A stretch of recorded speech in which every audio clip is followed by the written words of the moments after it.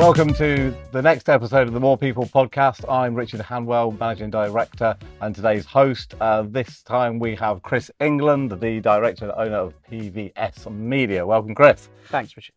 Chris, for the people that aren't aware of yourself and your organisation, would you be so kind as to intro yourself? Of course. As you've kindly said, I'm Chris England. I'm a co-owner of PVS Media Limited. We're a full-service media company based in Lincolnshire.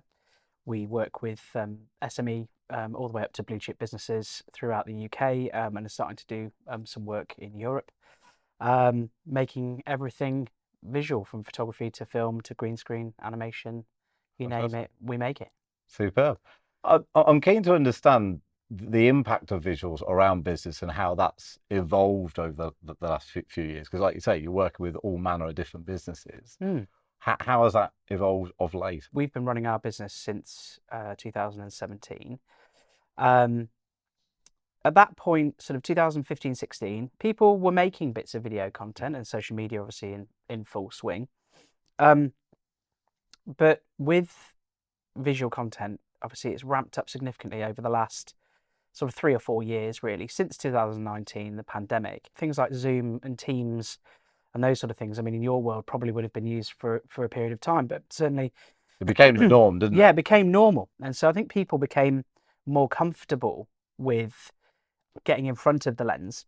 There was so much terrible looking content through the pandemic because it was the only way people could actually make stuff, you know, and actually talk to their customer base. And it was the only way you could engage with your family and your friends. That you're all doing Joe Wick's workouts in your front room. Yeah, or, you know, having a few drinks on a Friday night with your friends, or we did New Year on Zoom, you know. And I think what happened there was people got more comfortable with it, and then people got frustrated with the poor quality, and so then started to think, well, actually, let's do it better. And I think it's given rise to a lot of the sort of the trends that you see now, coupled with the fact that a lot of social media channels, you know, your TikToks, you know, Facebook, Instagram, they've all become video first. They've all started to be visually led rather than video being something you can upload.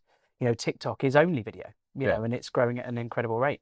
It's had to be embraced, hasn't it? It's had to evolve over time. You can't be left alone when your competitors are doing it, right? People sort of separate video as a nice to have, whereas in 2024 it's a must have. You know, this podcast that you're recording now, yes, it's sound, you know, and it goes on iTunes and it'll go on Spotify, but it's visual. You know, it goes on YouTube and it goes on your other social channels on LinkedIn. And, you know, everything has become very, very visual. People have become time poor.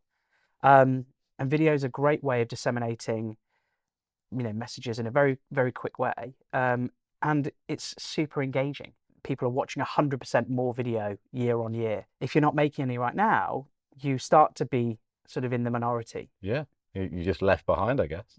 How has the visual side been embraced or not embraced potentially in your eyes through recruitment consultancy?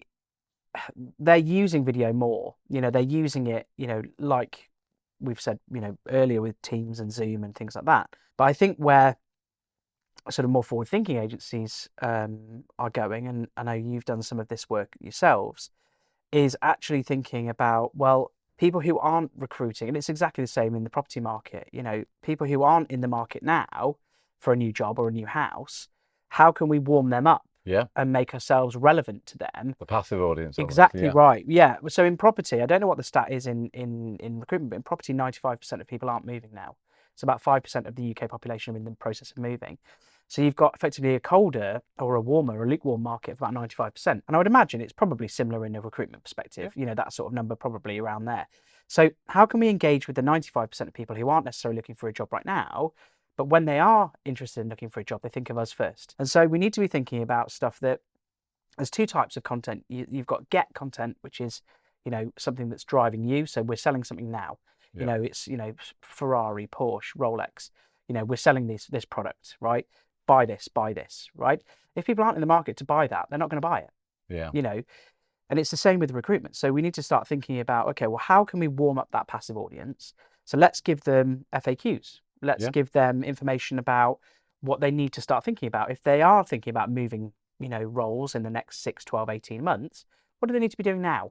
Yeah. Now, how do they start getting their ducks in a row? You know, what bits of information do they need? What would look great on their CV? You know, can they do something extra whilst they're at work now to make them stand out from the competition? Yeah. You know, and also some of the process stuff. You know, what's mad, and it's in every business, every single industry that we work with, whether it's recruitment, manufacturing, legal, finance, you know, and it's the same in any industry. We assume that people know, you know, how to apply for a new job, how to engage with a recruitment consultant, when you should start warming up, the timeframes, you know, and they don't. People forget, or they put that information, that knowledge to the back of their minds. All of that forms what's called give content, stuff that you're giving away, information, advice, support for free. Yeah. You know, video is a great way of delivering that message, and it also puts you know, your face and your brand in front of all of those people without you actively wanting something back from them. They've almost already got an emotional feeling tie-in to a company before they've even stepped out their front door, right? If you see someone on a screen visually, you've met them. Okay. Your brain believes at its fundamental core that you know that person, you've met them. So in a business context, it's the same. If you're putting your face onto video content and someone's watching it, they will feel like they know you, or they know a bit about you, or they feel like they've met you. And I've had that in a number of contacts. You know, we've got our own podcast, and I've been at events where people have come up and they've gone, "Oh, hi, Chris. You know, it's great to see you at this event." And I've gone, "Oh, have we met before?" And they've gone, "No, but I watch all your stuff. You know, I think it's fantastic that you're here." And we've had a really good conversation, and they're asking me questions as if they know my life. Yeah, how powerful is that? Very, very powerful. Yeah. And in reality, to convert that person into a customer, absolute piece of cake. Yeah, I think it needs to be embraced more in the kind of food agricultural industries. We often speak about this war of talent, or lack of talent, really. You know, as an island, we're very self-sufficient. If we could have more videos, more visuals about some of these amazing organizations, whether they be the newer types of vertical farms, or whether it be older school agricultural fields, these are massive, massive companies, and we're actually buying their products week in, week out, without fail. But because it's not branded, we don't know about it. But the food industry, the ag industry, the hort industry, it's not about to go out of fashion. It's not a fad. It's there. It's ever present. Look at COVID. They're all key workers, massively. We've got to throw some more behind this, and I guess there's an educational piece there for sure. But if you look at, you know, the adverts around Royal Marines, you know how impactful that video is. There's got to be some kind of concept there as well to drive talent into these industries that, as a nation, we're so desperate for and proud of, right? We're very, very proud of the UK food industry. It's worldwide led. You know, it's absolutely amazing. But it's just interesting to see how property have embraced it, and what learnings that we can have, and from recruitment agencies. I guess, you know, we're doing X amount of work at the minute, and we're very proud about what we do, but I kind of feel like we're almost at the start of that journey as well. Yeah, I think, you know, you have to look at what some of the biggest companies in the world are doing, you know, and Google did a piece of research called the 7-11 4. Okay. And it looks at how consumers buy things and how consumers interact with brands. And it basically boils down to the fact that before people make an active buying decision, or make a decision that's going to have impact on their lives, they will spend around 7 hours researching a company that they're going to do business with. Wow. Across 4 separate channels. Okay. To validate that they exist, and that they will have at least 11 touch points with that business before they will actively make a buying decision. What that means is that if you were going to go and buy a new car, that's a prime example, right? You're going to go and buy a new car. You wouldn't just go out and buy a new car. No. You go and decide which brand, which colour, which model. You'd probably look at half a dozen different garages. Where can I get the best price? You know, all those other sorts of things, right? You would spend hours and hours and hours researching. Yeah. Holidays. Holidays, same deal. You know, buying a house, holidays, cars, You've physically whatever. walked around the hotel, haven't you? But almost. but moving job is exactly the same. Yeah. So if I was going to apply for a new job, I would go and check every page. There was a bit of research done by a guy called Marcus Sheridan, who wrote a book called They Ask, You Answer. And he actually looked at how many pages, web pages on average, people look at. Most people say, oh, you know, they probably look at 1 or 2 or 3. The answer is all of them. People will look at every single page. If someone was going to come and work for MorePeople, they will deep dive you. They will look at every single page on your website. Yeah. They'll click every available link. They'll look at this podcast. They'll go on your LinkedIn profiles, Yeah. decide whether is Richard someone who I can work with and for. Yeah. Are More People the sort of company that have the ethos that I have, the values that I have? You know, you're not just going to click one link and go to, you know, from an Instagram advert, wherever, go to a link and go and buy from a company because you're like, well, I don't know if they're just going to take my money and run away. Yeah. So you'll go and see whether they've got a Facebook, whether they've got a YouTube channel, whether they've got people have actually reviewed their products, whether they exactly all that stuff, right? And so because there is mistrust and distrust around the internet, so people will vet you. 11 touch points in 4 different places, 7 hours of content needs to be available so that people can really understand who you are, your brand, what you're about, your ethos. Chris, something that we're asking people at the minute is based around the fact that we are turning 24 years of age this year.